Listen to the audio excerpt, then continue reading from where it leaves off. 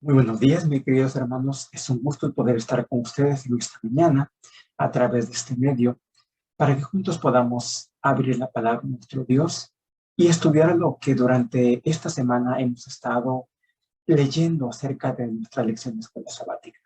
Pero antes de que entremos de lleno en este tema, me gustaría que, por favor, eleváramos una plegaria a nuestro Dios y pedir su dirección en esta hora.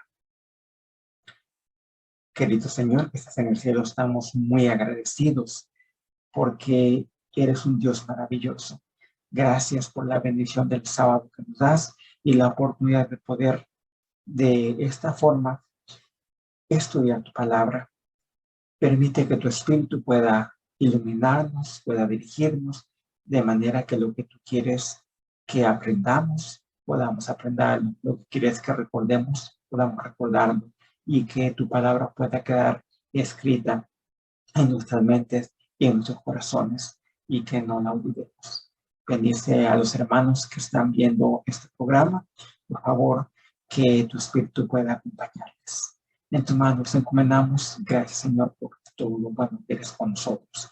En el nombre de Jesús lo agradecemos y pedimos. Amén. Hemos estado estudiando nuestra lección y ahora ya estamos en la lección número 8.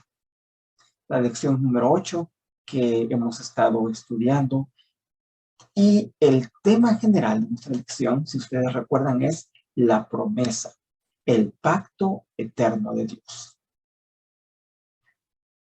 Hemos estado estudiando ya 7 lecciones, como decía yo, hoy la número 8.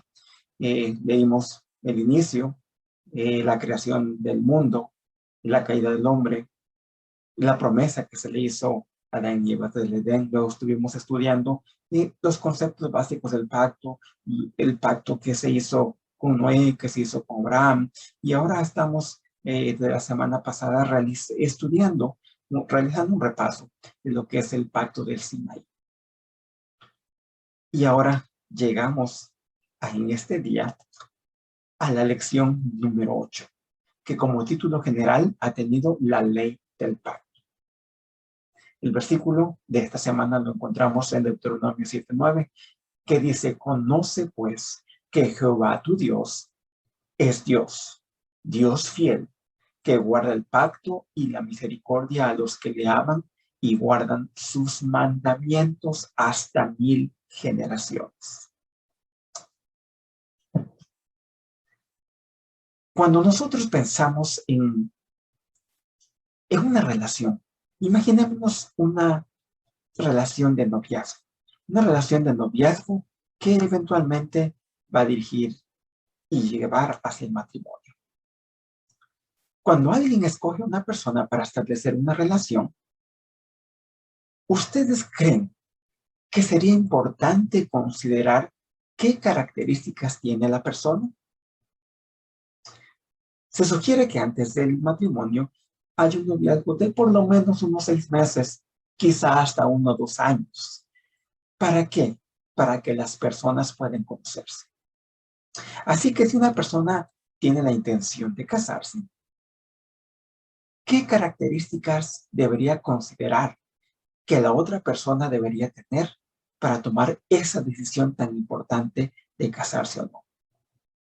Pensemos en algunas características. Sería bueno que la persona fuera amoroso, amorosa, trabajador, respetuoso, honesto, fiel, bondadoso, responsable y confiable. Y hay muchas cosas más que podríamos considerar. Esta es una corta lista que podríamos mencionar en este momento. Todas estas son unas virtudes que sería bueno que la persona tuviese. Si una persona tiene estas cosas, pues sin duda alguna sería buena candidata para el matrimonio. ¿Qué sucedería si en lugar de tener esas virtudes, la persona tiene unos defectos muy marcados? Es una persona odiosa, una persona floja, una persona irrespetuosa, una persona deshonesta, una persona infiel, una persona cruel, una persona perversa, irresponsable y engañosa. Sería exactamente lo opuesto a las virtudes que tenemos en un lado y por el otro lado tenemos los defectos. ¿Qué persona sería ideal entonces para casarse? ¿La que tiene una lista de virtudes o la que tiene una lista de defectos? Sin duda que sería muy importante tomar una buena elección. Pero ahora pregunto, ¿qué características poseía el pueblo de Israel para que fueran los elegidos de Dios? Tenían muchas virtudes, tenían muchas cualidades para poder ser llamados hijos de Dios. Pensemos por un momento, ya vimos las virtudes que debería tener una persona que está en una relación de noviazgo y que quiere llegar a casarse. Pero pensemos ahora un poquito en el lado espiritual. Imagínense ustedes que se le preguntara al pueblo de Israel cuando estaba ya en esclavitud, antes de que saliera de la esclavitud, cuando estaban allá antes de que Moisés hiciera todas las señales y maravillas, no por su poder, sino porque Dios lo había enviado. Hoy en día, en nuestros días, se hacen ciertas preguntas básicas. Cuando una persona quiere llegar a ser parte del pueblo de Dios, se le hacen algunas preguntas básicas. Y dependiendo, por supuesto, se espera que la persona las conteste afirmativamente y dependiendo de la respuesta, es como la iglesia le da la bienvenida al seno de esta misma. Pensemos en 3 preguntas solamente que se hacen hoy en día las personas que quieren unirse al pueblo de Dios, que imaginemos que se le hubieran hecho al pueblo de Israel. Pregunta número 1. ¿Creen ustedes en la existencia de un solo Dios? Un solo Dios. ¿Qué cosa hubiese dicho el pueblo de Israel? Bueno, aquí tenemos a Osiris, tenemos a Horus, tenemos a Anubis, tenemos a Ra. Son muchos dioses, no creemos en un solo Dios. Así que la respuesta a la primera pregunta, ¿creen ustedes en la existencia de un solo Dios por parte del pueblo de Israel? Hubiera sido un rotundo no. Pensemos una segunda pregunta.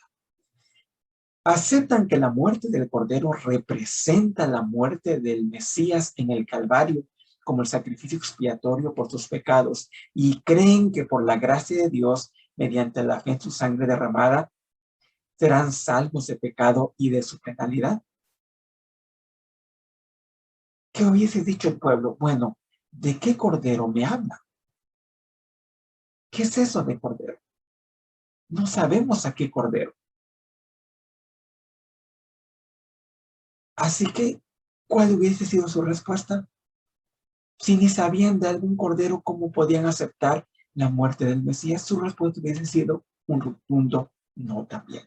Y si se le hubiese hecho una tercera pregunta al pueblo,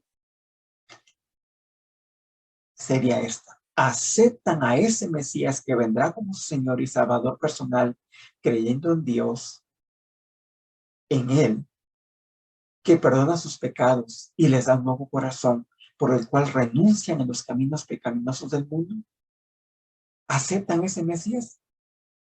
¿Qué hubiese dicho el pueblo de Israel? Bueno, nos están hablando de un cordero que no sabemos. Nos están hablando de un Mesías que no sabemos quién es.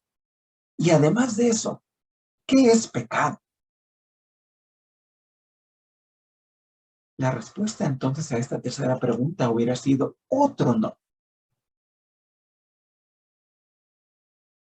Son 3 preguntas básicas que hoy se hacen a los que se quieren unir a la iglesia de Dios. 3 respuestas básicas que se le hubiesen hecho al pueblo de Israel, hubieran contestado negativamente.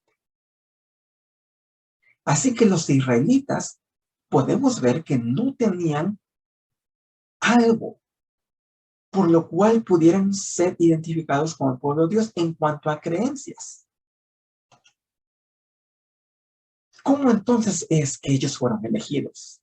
¿Qué criterio siguió Dios en su elección?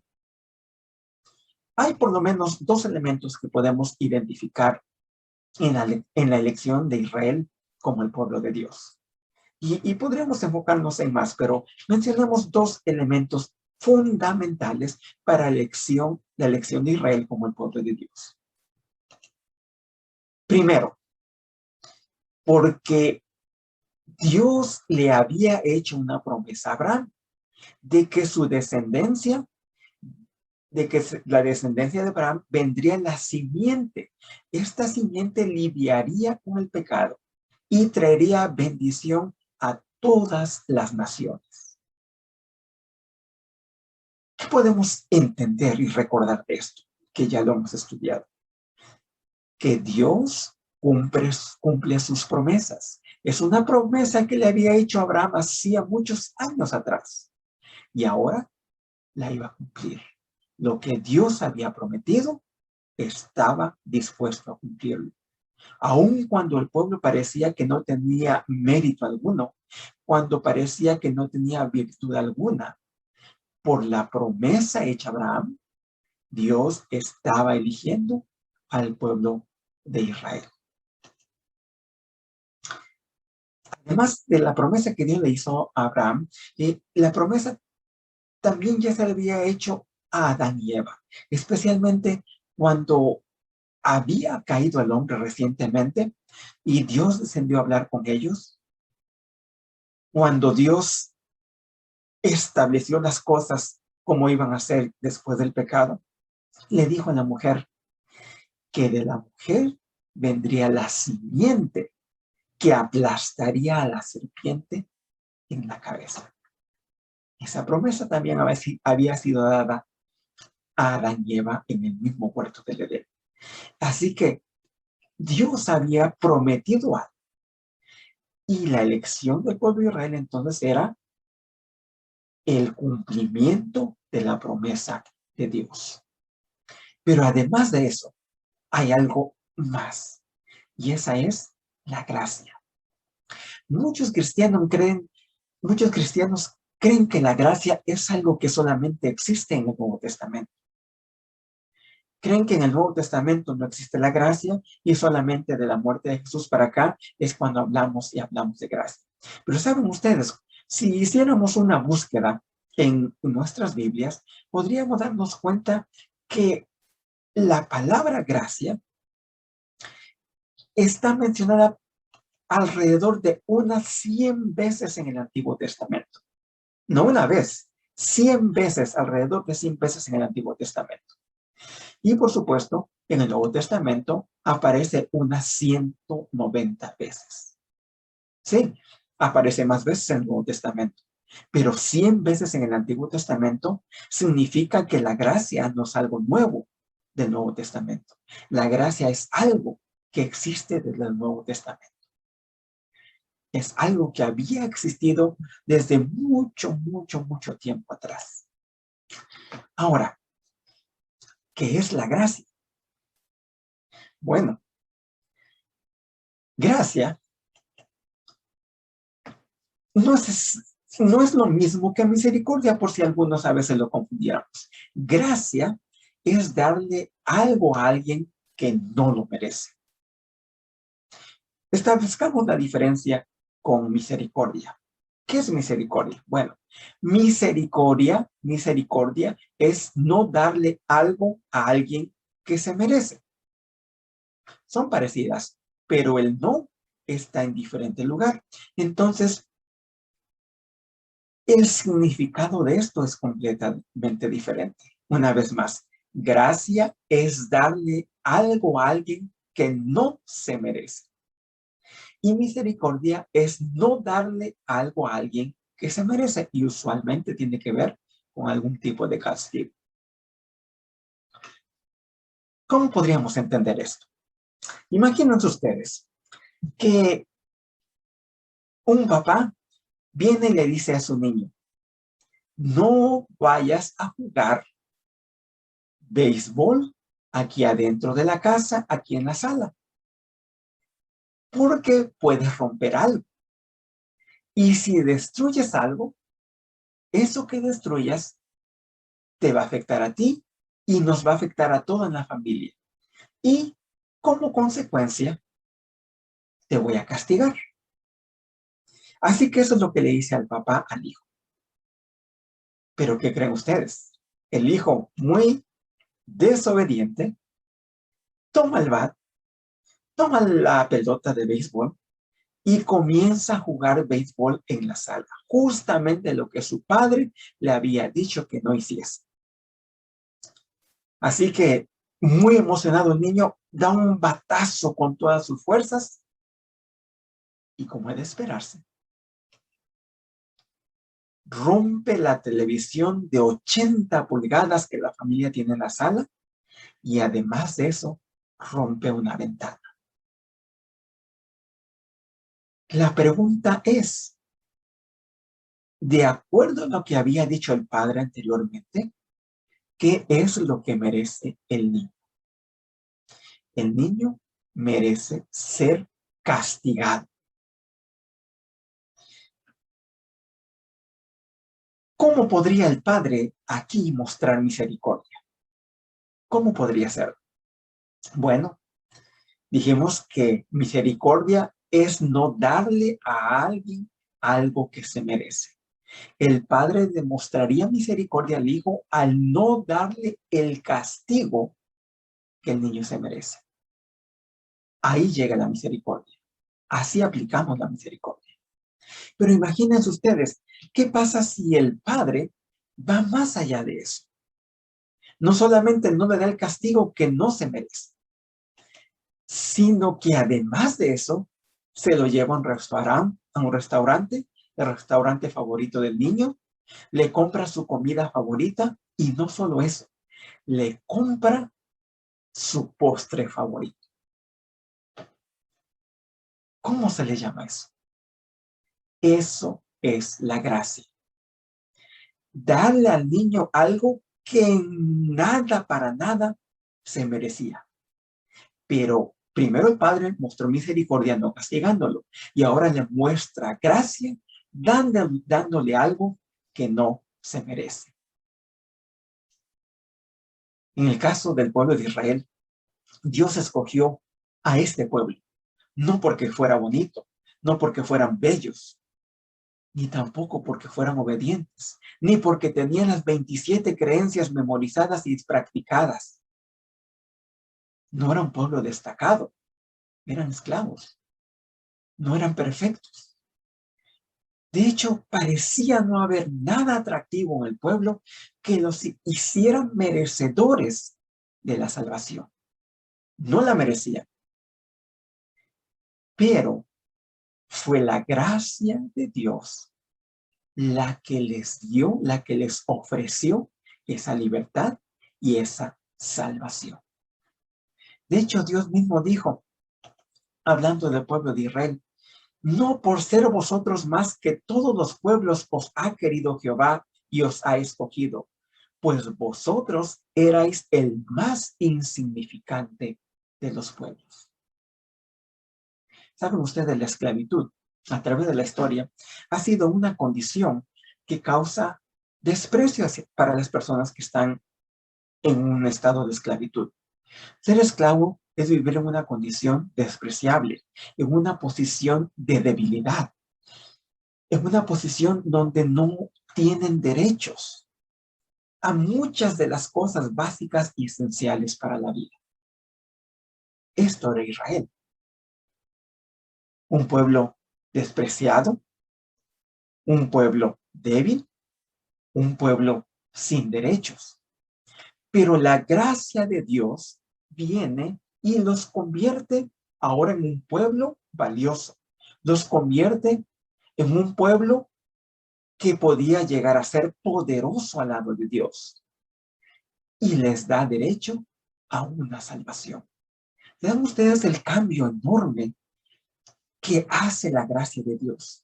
La gracia de Dios nos capacita para recibir todas aquellas cosas de las cuales no somos dignos. Solamente por gracia, el pueblo de Israel estaba recibiendo tantas y tantas bendiciones inmerecidas. Muchas de las cosas que Dios nos la da no porque las merezcamos, sino por su gracia, que es abundante para nosotros. Desafortunadamente, el pueblo de Israel, después de haber visto las maravillas que Dios hizo para liberarlos de la esclavitud a través de 10 plagas, después de haber visto cómo el gran poder de Dios abrió ese mar rojo y que hizo posible que ellos caminasen en seco, después de que Dios mismo se manifestó en el monte de Sinaí de tal manera que el monte retumblaba y humeaba, a pesar de todas esas manifestaciones grandiosas, si les hubiésemos preguntado una vez más al pueblo de Israel, después ya de haber visto todas estas cosas, esas 3 preguntas que hicimos hace un rato, ¿cuál creen ustedes que hubiese sido su respuesta? Si les hubiésemos preguntado, ¿creen en un solo Dios? Y no pensemos en su respuesta verbal, pensemos en la actitud, su actitud que hubiese dicho, no, que no creen en un solo Dios, porque en la misma presencia de Dios en el Sinaí se hicieron un becerro de oro, simbolizando a los dioses egipcios, a los ídolos egipcios. Así que no creían en su Dios. Podían aceptar el plan de salvación de Dios que iba a ser representado por un cordero que iba a simbolizar a Jesús y que los iba a perdonar de sus pecados. No, lo estaban rechazando. Y por su misma actitud estaban demostrando que no aceptaban a ese Mesías, que vendría. De manera que ahora la actitud, después de haber visto todas las maravillas, seguía siendo una actitud que respondía negativamente aún a esas preguntas. Y esto es triste. Primero podríamos decir que era un poco de ignorancia, porque la esclavitud, y recordemos que el plan de Satanás es de hacernos que se nos olviden las cosas, hacer que nos olvidemos de Dios. Y por medio de la esclavitud, Satanás había logrado que muchas de esas cosas se borraran de la mente del pueblo de Israel. Cosas que José y sus hermanos sabían cuando ellos llegaron a Egipto a vivir. Pero a través de los años, por medio de la esclavitud, por medio de la opresión, Satanás logró que muchas de esas cosas que ellos tenían que saber se olvidaran y lo habían logrado. Pero ahora Dios les había recordado.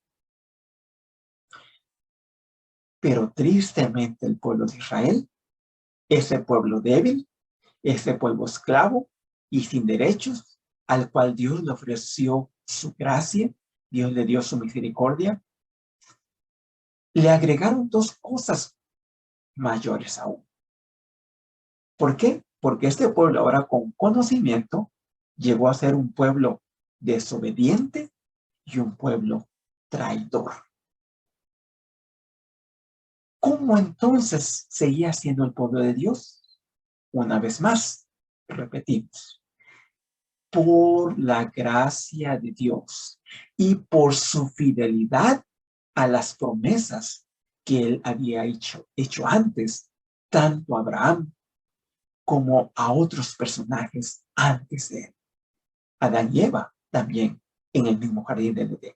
Así que vemos que el pueblo de Israel no era un pueblo bonito, un pueblo agradable, un pueblo digno, pero todo lo que recibía era por la misericordia y la gracia de Dios y porque Él es fiel a sus promesas.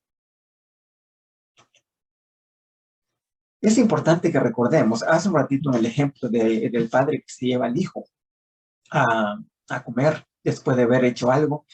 Muchas veces no quiero que se malinterprete como lo que muchos cristianos creen en una gracia barata. Oh, el Señor me perdona, no importa lo que hago, yo puedo hacer lo que quiera. Total, su gracia, siempre me va a llevar su gracia. Es importante que recordamos que la gracia de Dios no solamente es un regalo que nos llega sin que lo merezcamos. La gracia de Dios tiene un poder transformador, que es lo que muchas veces los cristianos no quieren reconocer, que la gracia nos va transformando, nos va haciendo a la manera en que Dios quiere que nosotros seamos. Nos da ese poder que nos va a capacitar para poder aceptar la salvación y no solamente aceptarla, sino mantenernos en ese camino de la salvación. Recordemos eso.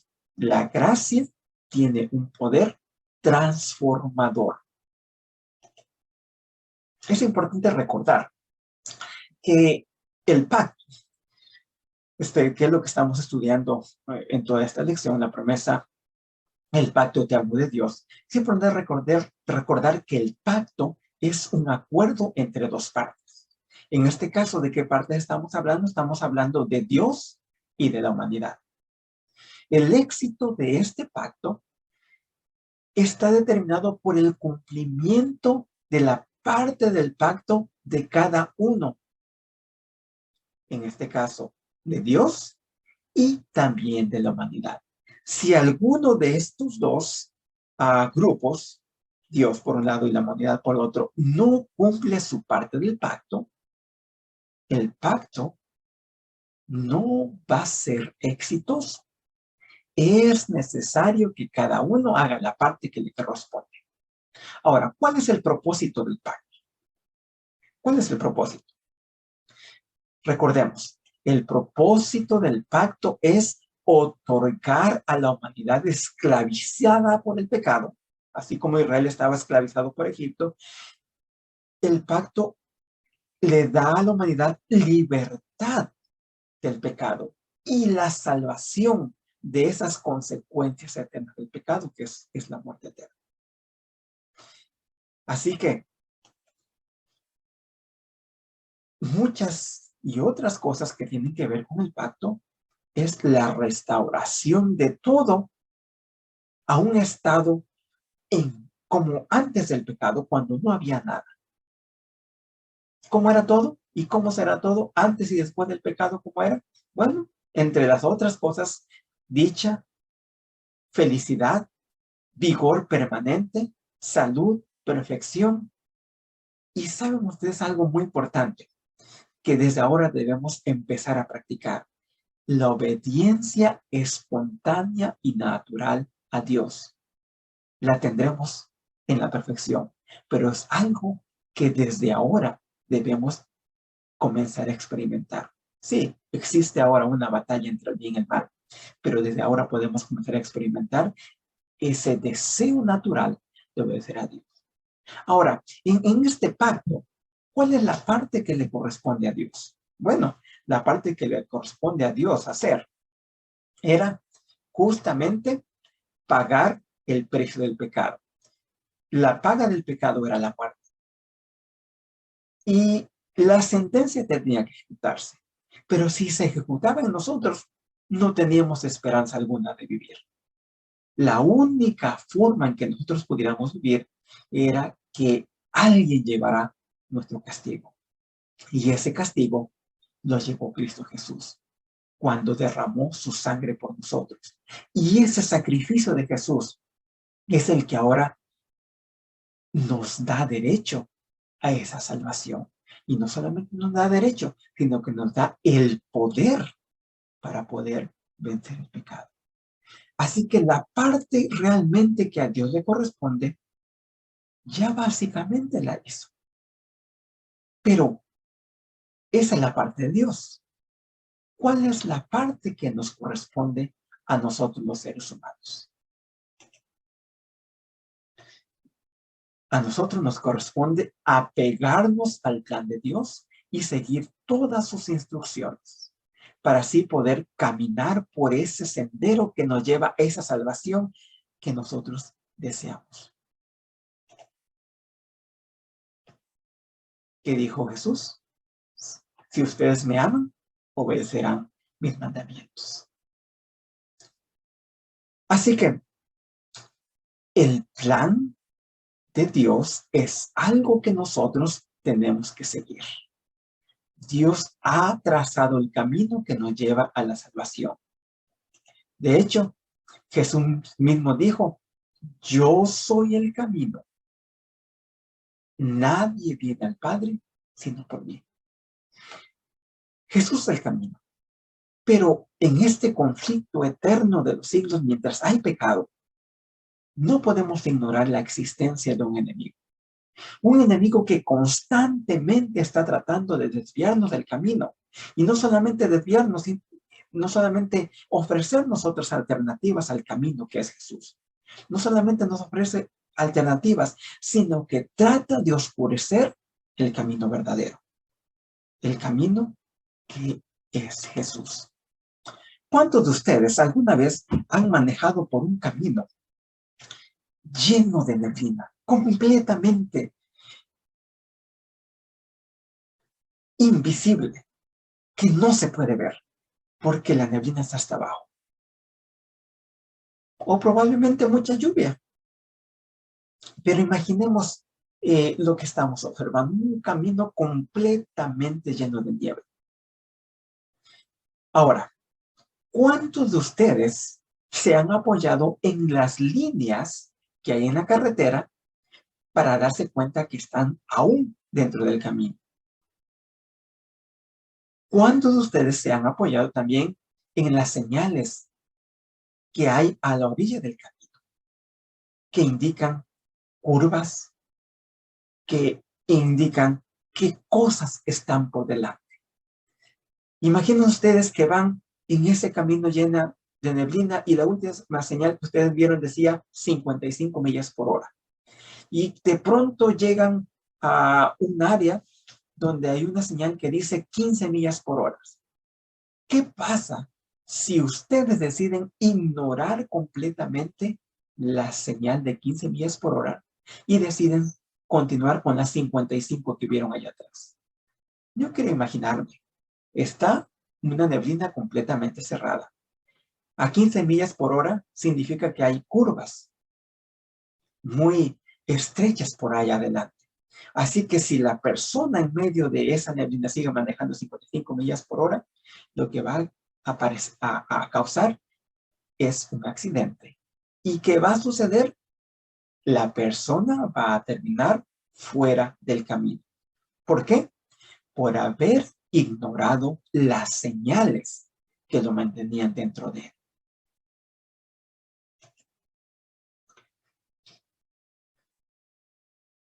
Así que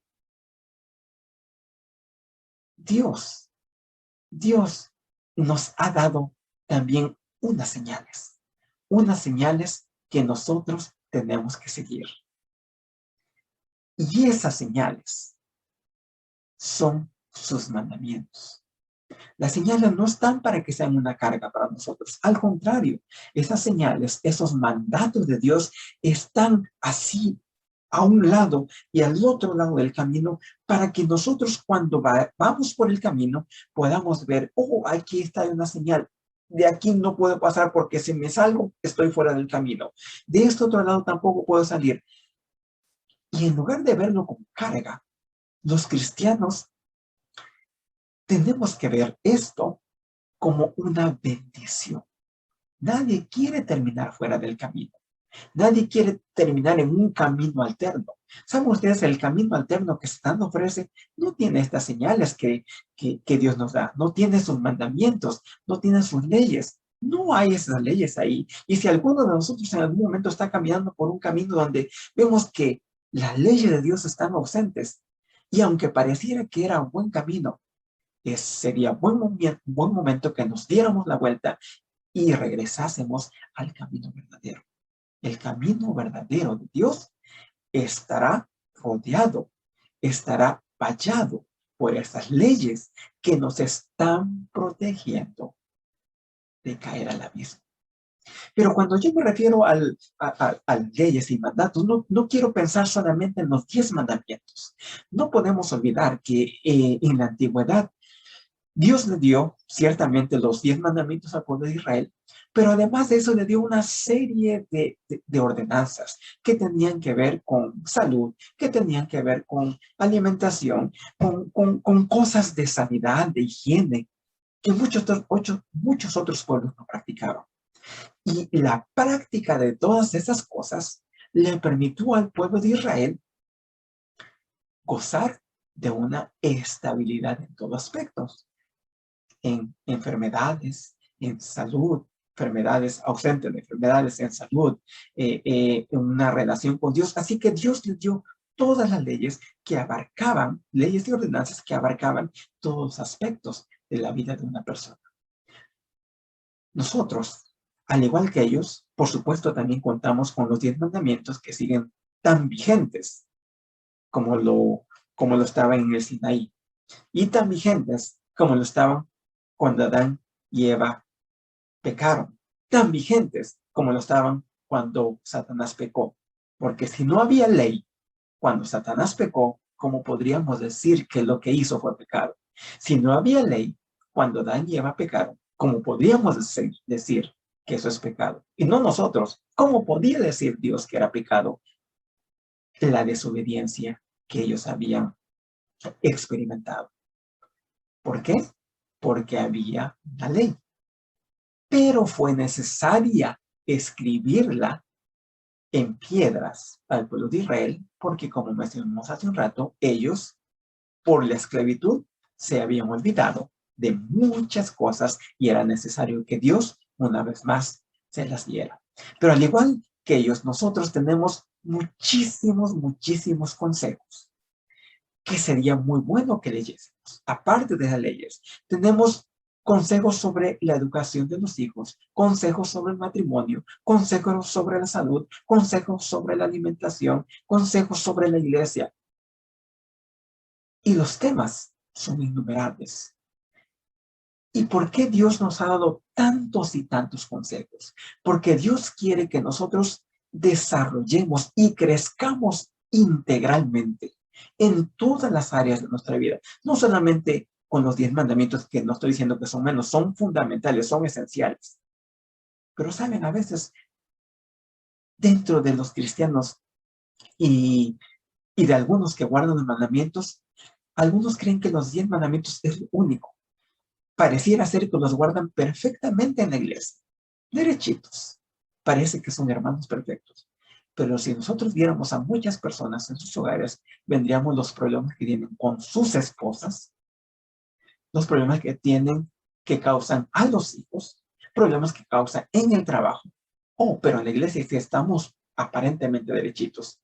Pero cuando nos relacionamos con las demás personas, pareciera ser que ahí no hacemos caso. Pero saben, Dios nos ha dado consejo para cualquier área que nosotros nos podemos imaginar.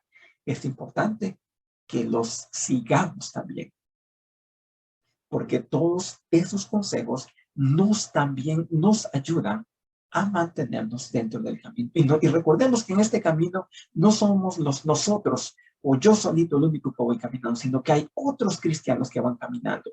Y tenemos que aprender a convivir y a caminar juntos en este camino.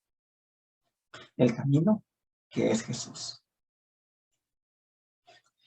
Jesús dijo, Jesucristo es el mismo ayer y hoy y por los siglos. ¿Y qué dijo Dios? Porque yo, Jehová, no cambio.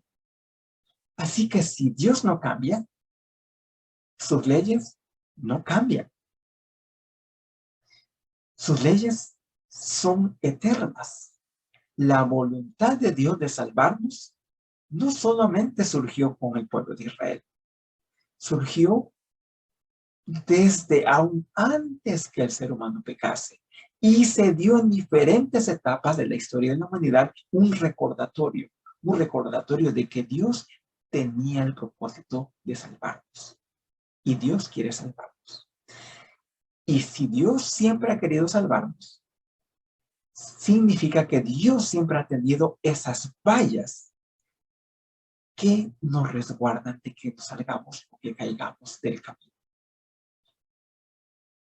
Como mencionamos antes, La ley de Dios ha existido desde hace mucho. Si no, no podríamos decir que otros seres, como Satanás, no podríamos decir que pecaron si no hubiese habido ley desde entonces.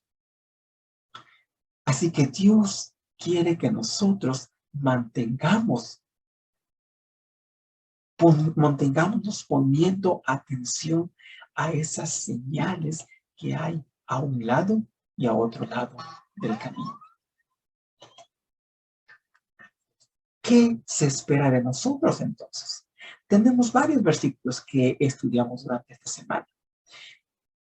Decía uno, porque yo sé que mandará a sus hijos y a su casa después de sí que guarden. Y me gustaría que prestaran atención a las partes que están resaltadas en amarillo. Hay una palabra clave en cada uno de ellos. Por cuanto oyó Abraham mi voz y guardó. Y saben, esa salvación que Dios nos está ofreciendo es condicional. Hay algo que nosotros tenemos que hacer. La parte del pacto que a nosotros nos corresponde hacer. ¿Que es cuál? Dice Éxodo 19:5, ahora pues, si diereis oído mi voz y guardareis, hay un sí, si guardareis. Algo tenía que hacer el pueblo de Israel. Si anduviereis en mis decretos y guardareis mis mandamientos, otra vez en Levítico 26:3.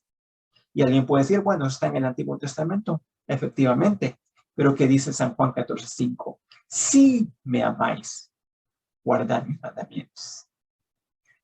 Y en el Nuevo Testamento, si guardaréis mis mandamientos, permaneceréis en mi amor. Así que como podemos ver, Dios quiere entonces que nosotros guardemos sus mandamientos. Y los mandamientos los guardamos no para salvarnos. Los mandamientos los guardamos porque hemos sido salvados. Y es nuestro deseo agradar a Dios y mantenernos siempre en su camino. No olvidemos que la ley, lejos de ser una carga como la mayoría de los cristianos creen que la es, lejos de ser algo que nos agobia, es algo que nos libera. ¿Se acuerdan ustedes qué dijo Santiago? Refiriéndose a la ley. Mas el que mira atentamente en la perfecta ley, la de la libertad. La ley, entonces, ¿qué hace? ¿Qué hace la ley? ¿Nos esclaviza? No.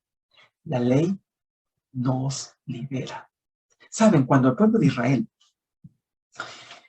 estaba allá en el monte Sinaí, Dios habló con ellos y les dijo, yo soy Jehová tu Dios, que te saqué de la tierra de Egipto, de casa de servidumbre. Esas son las primeras palabras que aparecen en el libro de Éxodo 20. ¿Qué dijo Dios después? Comenzó a dar los 10 mandamientos. Así que podemos pensar que Dios le dice, yo soy tu Dios, que te sacó de la tierra de Egipto, de casa de servidumbre. Ya no eres esclavo, ahora eres libre. Pero para que sigas siendo libre, no tenga Dios ajenos delante de mí y todos los demás que siguen nosotros 9. Para que tú sigas siendo libre, guarda esto. En el momento en que tú dejas de guardarlo, vas a caer una vez más a la esclavitud. En este caso ahora es una esclavitud espiritual del pecado, que es justamente lo que Dios no quiere. Dios quiere que sigamos siendo libres, porque la ley perfecta es la ley de la libertad. Mientras nosotros la sigamos guardando, seguiremos siendo libres. Si nosotros queremos entonces seguir siendo verdaderos hijos de Dios, pidámosle a Dios que nos siga capacitando, que nos siga dando el poder. Recordemos que esa gracia viene con un poder que nos ayuda, un poder que nos capacita no para ver esa ley como una carga, sino para verla como algo que nos mantiene libre, una señal que nos aleja de los peligros y que nos ayuda a caminar por el sendero que conduce a la salvación. Nosotros sabemos que Dios espera de nosotros. El pueblo de Israel decidió ser un pueblo rebelde y traicionero. Hoy tenemos la historia de ellos para nuestra enseñanza, para que a diferencia de ellos, nosotros podamos ser un pueblo obediente, un pueblo leal a Dios todo el tiempo. ¿Y cómo podemos demostrar nuestra lealtad a Dios? Guardando la parte del pacto que nos corresponde, guardando los mandamientos que Dios nos ha dado para que nos ayuden a mantenernos en el camino de la salvación. Que Dios les bendiga. Sigamos estudiando, sigamos repasando muchas de estas cosas que ya hemos aprendido y algunos apenas estamos aprendiendo. No olvidemos que Dios quiere nuestra salvación. Él ha hecho ya todo lo que está de su lado. ¿Haremos nosotros nuestra parte para que la salvación en nosotros sea un éxito? Dios quiere que así sea. Oremos. Estamos muy agradecidos, querido Dios, por el plan de salvación diseñado aún desde antes de la caída del ser humano. Gracias, querido Dios, porque sabemos que tú nos das todas las herramientas para que podamos disfrutar de la libertad del pecado y de la salvación eterna. Por favor, ayúdanos para mantenernos en ese camino que es Jesús, ese camino que nos lleva a la salvación y a prestar atención a esas señales de leyes y consejos que tú has puesto al lado para que podamos orientarnos y no nos alejemos del camino de la verdad. Bendice a cada hijo tuyo que escucha tu palabra. Suple sus necesidades físicas, espirituales, emocionales y de cualquier índole conforme a tu misericordia y por tu gracia. Sabemos que no tenemos méritos, pero la gracia de Cristo Jesús, la que nos da tantas cosas inmerecidas, y es en Jesús que lo pedimos. Amén.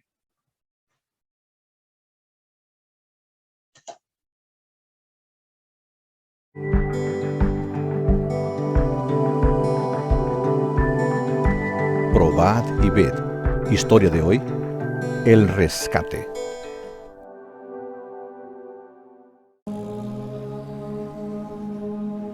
Cansado de vivir con mi familia, a los 18 años, creyendo que podría ser independiente, dejé la casa de mis padres para nunca más volver.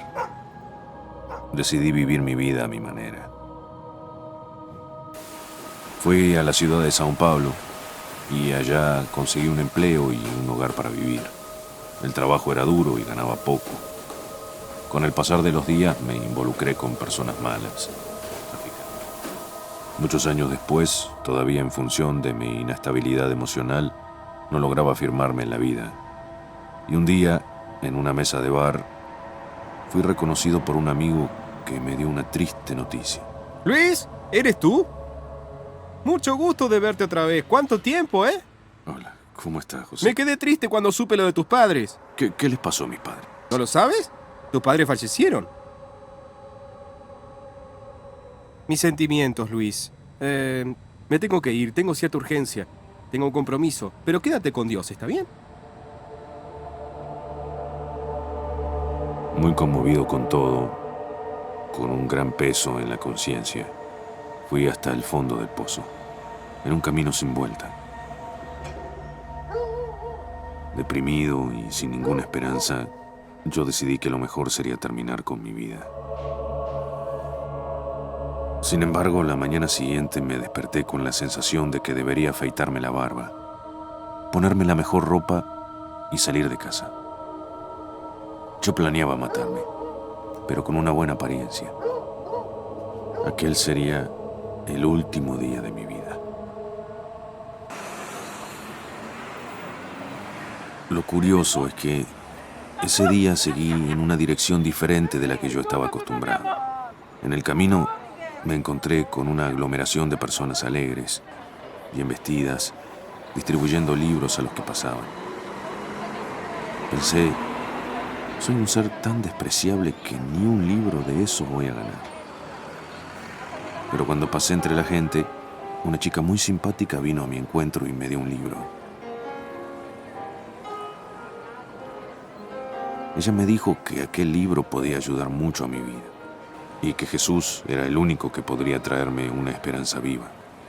Con mucha delicadeza y un gran interés por mi persona, ahí mismo, en medio de la calle, ella hizo una oración por mí. Enseguida, ella me invitó a entrar a la iglesia para participar en la programación.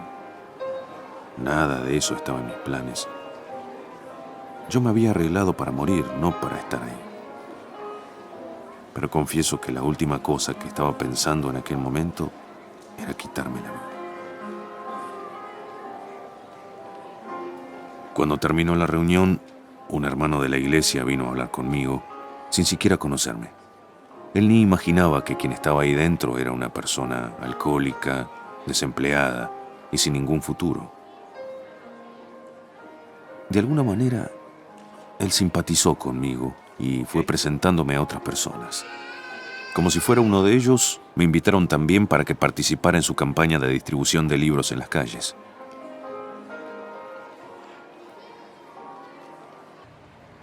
Yo terminé yendo, sin siquiera saber lo que estaba escrito en aquellos libros.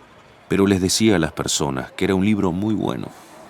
Imaginen ustedes mi felicidad. Conocí nuevas personas y ese mismo día me invitaron a comer en la casa de los hermanos. Yo ahora tenía amigos, tenía apoyo emocional y así dejé definitivamente de beber. Después de estudiar la Biblia y frecuentar una clase bíblica, me bautizaron.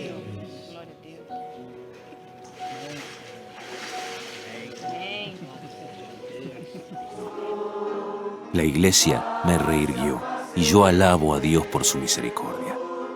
Probad y ved. Ahora quiero invitarte para que juntos podamos adorar a nuestro Dios